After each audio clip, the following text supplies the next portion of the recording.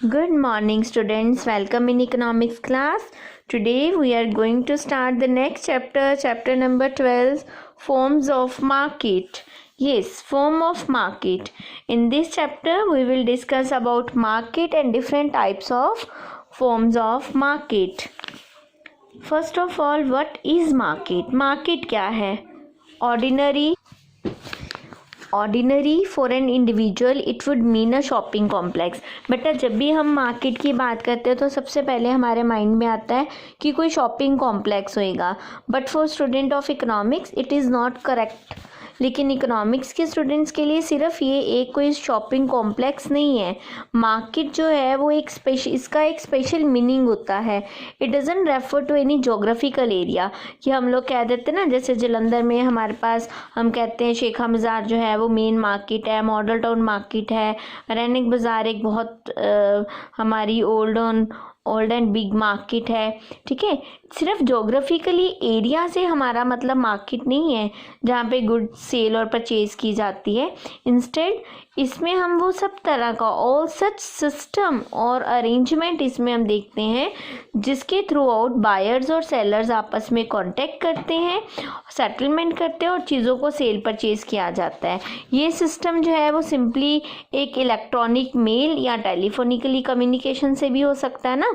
आजकल modern time में हम क्या करते हैं, ज़्यादातर ऑनलाइन शॉपिंग करते हैं.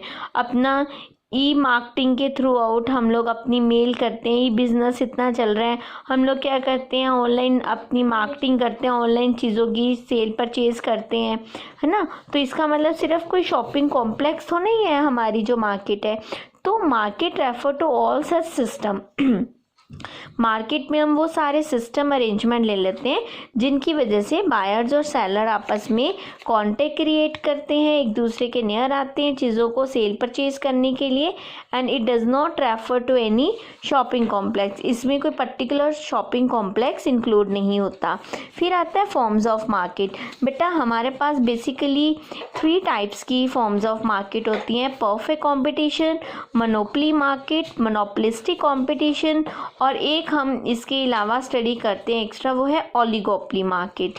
ठीक है, तो हमारे सिलेबस में first of all perfect competition है. मोनोपोली और मोनोपोलिस्टिक कंपटीशन मार्केट जो है वो सीबीएसई की डिलीटेड सिलेबस में आती है. परफेक्ट कंपटीशन, किसी मार्केट को परफेक्ट कंपटीशन हम तब कहते हैं, मार्केट तब कहते हैं when there is a large number of seller and buyers. जब कमोडिटीज़ के सेलर भी ज़्यादा होते हैं, बायर्स भी ज़्यादा होते हैं, एंड नो इंडिविजुअल बायर और seller has any contract to change over the price. और किसी बायर सेलर का कंट्रोल प्राइस पे नहीं होता. प्रोडक्ट जो होते हैं वो होमोजीनियस नेचर के होते हैं. होमोजीनियस मीन्स एक जैसे मिलते जुलते प्रोडक्ट होते हैं, और कमोडिटी की प्राइस जो है वो मार्केट फोर्सेस के द्वारा डिसाइड होती हैं. मार्केट फोर्सेस यानी कि मार्केट सप्लाई और मार्केट डिमांड, यानी इसमें जो प्राइस है वो फ्रीली मार्केट फोर्सेस के द्वारा डिसाइड की जाती हैं. और होमोजीनियस प्रोडक्ट मार्केट में बनते हैं और बहुत सारे सेलर और बायर्स होते हैं उनको लेने वाले. तो सबसे पहले नंबर पे हम करते हैं इसके features. Perfect competition and their implications. इसके फीचर्स क्या हैं? Number 1, large number of small buyers and seller of the commodity.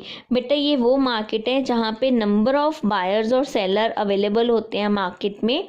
ठीक है, और कोई सिंगल सेलर या कोई सिंगल प्रोड्यूसर जो है वो मार्केट की ना तो डिमांड को इफेक्ट कर सकता है ना प्राइस को, है ना. किसी इंडिविजुअल बायर्स की डिमांड इंक्रीज और डिक्रीज होने से मार्केट डिमांड पे कोई इफेक्ट नहीं पड़ता, ना ही किसी सिंगल इंडिविजुअल सेलर की डिमांड और सप्लाई डिक्रीज होने से किसी भी तरह का फ़र्क पड़ता है उसकी सप्लाई पे.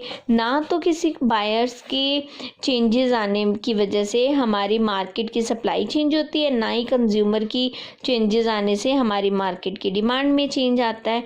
ठीक है, तो इस वजह से हमारी जो ये डिमांड लाइन है, प्राइस लाइन है, वो भी हमारी हॉरिजॉन्टल स्ट्रेट लाइन होती है. डिमांड कर्व जो होता है वो एक हॉरिजॉन्टल हॉरिजॉन्टल स्ट्रेट लाइन में हम दिखाते हैं। देखो इसमें प्राइस अगर हमारी commodity at a given price it can be sell any commodity, कि इसमें एक बारी प्राइस फिक्स हो जाती है। प्राइस फिक्स कौन करता है? इंडस्ट्री प्राइस फिक्स करती है। फर्म उसी प्राइस पे अपनी जितनी मर्जी चीज़ें चाहे सेल कर सकती है। ठीक है, तो इसका मतलब कि हमारी जब प्राइस एक बारी फर्म इंडस्ट्री ने सेल डिसाइड कर दी तो हमारी जो डिमांड का और जो प्राइस लाइन है वो हमारी कांस्टेंट रहेगी। ये पैरेलल रहती है, हमारी हॉरिजॉन्टल बनेगी पैरेलल टू एक्स एक्सिस। इसमें ए आर इक्वल होता है एम आर के। सेकेंड नंबर पे आ जाता है फिर हमारा होमोजीनियस प्रोडक्ट। अच्छा, फिर ये लाइन बड़ी इंपॉर्टेंट है। इसमें जो elasticity of demand for the firm demand वो इन्फिनिटी के इक्वल होती है। हॉरिजॉन्टल स्ट्रेट लाइन तो ये किसके इक्वल होएगी? इन्फिनिट के इक्वल होएगी। सेकेंड आता है homogeneous product. Under perfect competition each firm sell the homogeneous product. सारी कमोडिटीज़, सारे जितने भी फर्म्स होती हैं वो होमोजीनियस टाइप की ही कमोडिटीज़ को सेल करती हैं। मार्केट में सारी कमोडिटीज़ आलमोस्ट आइडेंटिकल होती हैं। आइडेंटिकल कैसे? साइज़ में, शेप में, कॉन्ट्रैक्ट में, वेट में। ठीक है, इस टाइप से ये आइडेंटिकल चीज़ें ही हमें मार्केट में देखने को मिलती हैं। फिर इसके साथ ही इनमें जो प्रोडक्ट डिफ्रेंसिएशन है वो 0 डिग्री का होता है, क्योंकि जब है ही होमोजीनियस, कोई भी प्रोड्यूसर अपने प्रोडक्ट को दूसरों से बेटर शो ही नहीं करता किसी भी वे से, और किसी भी फर्म का ओवर प्राइस पे ओवर कंट्रोल भी नहीं होता। Firm has no control over the prices. और ना ही इस तरह की परफेक्ट कंपटीशन में there are no advertisement cost और सेलिंग कॉस्ट। चीज़ों को बेचने पे हमें कोई ख़ास खर्च नहीं करना पड़ता। फिर आ जाता है परफेक्ट नॉलेज। परफेक्ट नॉलेज में हम मानते हैं कि बायर्स और सेलर को मार्केट कंडीशंस के बारे में फुली अवेयरनेस है, यानी वो मार्केट में जो प्रिवेलिंग प्राइस चल रही है, प्राइस रेट है, उसके बारे में उनको सारा पता है कि हमें कौन सी चीज़ किस मार्केट में किस रेट पे सेल करनी है। बायर्स को पता है कि हमें कौन सी चीज़ किस मार्केट से कौन सी प्राइस में अवेलेबल होएगी। फिर आ जाता है freedom of entry and exits. A new firm is free to enter the industry. की फर्म क्या होती है बेटा? फर्म हमारा एक स्मॉल यूनिट होता है, प्रोडक्शन यूनिट ना, एक स्मॉल प्रोडक्शन यूनिट है। अब और इंडस्ट्री क्या होती है? इंडस्ट्री हमारी जब यही स्मॉल फर्म्स को हम लोग आपस में जॉइंट होके काम करते हैं तो इंडस्ट्री बन जाती है। तो इसका मतलब कि कोई भी फर्म इंडस्ट्रीज़ को कभी भी फ्रीली ज्वाइन कर सकती है, कभी भी लीव कर सकती है। जब लॉन्ग पीरियड में लगता है कि हमें कंपनी इंडस्ट्री को ज्वाइन करके बेनिफिट मिलेगा तो वो इंडस्ट्री को ज्वाइन कर लेती हैं।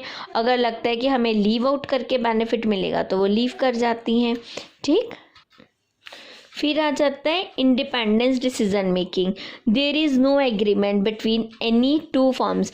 ना तो इंडस्ट्रीज़ के अंदर जो फर्म्स हैं उनका आपस में किसी तरह का एग्रीमेंट होता है, ना ही दो फर्म्स का, ना ही इंडस्ट्रीज़ का, दो प्रोड्यूसर्स का रिगार्डिंग क्वांटिटी की, कितनी क्वांटिटी प्रोड्यूस की जाएगी, कितनी प्राइस चार्ज की जाएगी। ठीक है, इन अदर वर्ड्स हम कह सकते हैं कि firm don't form any trust or charter. According to perfect competition, there is maximum output and minimum price. सबका यही डिसीजन होता है, सबका मेन एम ये होता है कि हम लोग आउटपुट मैक्सिमम करें और प्राइस अपनी कमोडिटी की मिनिमम डिसाइड करें। नेक्स्ट आता है परफेक्ट मोबिलिटी। प्रोडक्शन के जितने भी फैक्टर, प्रोडक्शन में जितने भी यूज़ होने वाले फैक्टर हैं बेटा, वो टोटली परफेक्टली मोबाइल होते हैं। It means they will be move to that industry where they get higher price. Factors कभी भी उस इंडस्ट्रीज़ में ही जाना प्रेफर करेंगे और ईजिली जा सकते हैं जहाँ से उनको हायर प्राइस ऑफर होती है ना। It means uniform factor price prevail in the market. इसका मतलब है कि मार्केट में मोस्टली एक जैसी जो फैक्टर प्राइसेस हैं वो ऑलमोस्ट एक जैसी होती है, उनमें यूनिफॉर्मिटी होती है। No extra transportation cost. Buying a commodity from one seller rather than the other does not involve any extra transport cost। कि हम चाहे जिससे भी सामान लें, एक सेलर से या दूसरे सेलर से, कभी भी उसमें ट्रांसपोर्टेशन कॉस्ट इंक्लूड नहीं होगी। This further ensure any producer is not able to charge the higher price for the product. कोई भी प्रोड्यूसर जो है अपनी कमोडिटी के लिए ज़्यादा प्राइस चार्ज नहीं कर सकता, वो उसमें कभी भी ट्रांसपोर्ट कॉस्ट इंक्लूड नहीं करेगा। सिर्फ जो मार्केट में प्राइस चल रही है कमोडिटी की, उसी प्राइस पे ही कमोडिटी को बेचने के लिए ऑफ़र किया जाता है। तो ये कुछ फीचर्स थे हमारे परफेक्ट कंपटीशन के। अब इन फीचर्स से क्या कंक्लूजन निकलता है वो हम कल डिस्कस करेंगे। आज यही वेरी वेरी इंपॉर्टेंट है बेटा, इसके फीचर्स, मीनिंग और फीचर्स इस मार्केट के बहुत बड़े एग्जाम्स में आते हैं। Thank you ji.